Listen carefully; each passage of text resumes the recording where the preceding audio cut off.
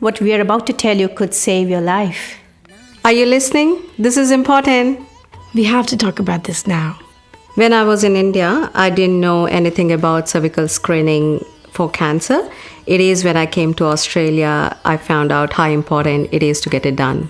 I didn't know anything about screening of cervical cancer before my daughter was born. Well, I feel a lot of women in my community, if they are feeling perfectly fine, screening for cervical cancer would be the furthest thing from their mind. You need cervical screening every 2 years between the ages of 18 and 70, or from 2 years after becoming sexually active, whichever comes later. It's a very common test. You need to see your doctor every 2 years to check that no changes have occurred in your cervix, which may develop into cervical cancer. If you do have changes, the earlier they're found, the better chance there is for effective treatment. It is one of the easiest tests available to screen for cancer. I go to doctors to get myself screened for cervical cancer.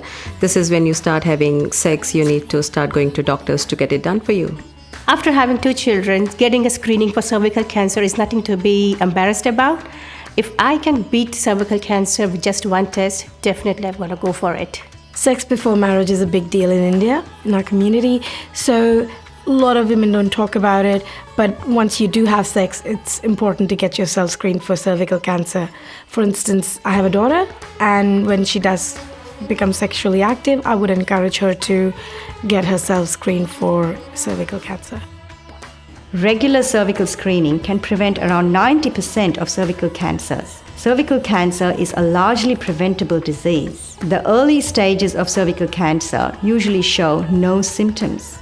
The only way to know if there are abnormal cells in the cervix, which may develop into cervical cancer, is to participate in cervical screening. It's important to feel comfortable with the doctor or nurse you choose. Cervical cancer has nothing to do with hygiene. We are all at risk, but there is something you can do about it. Australia's rates of cervical cancer are among the lowest in the world because of our screening program, so take advantage of it.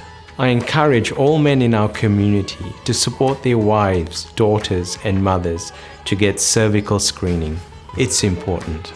I love my kids and I want to spend as much time as possible with them. It's better to be safe than sorry. I'm doing it for myself.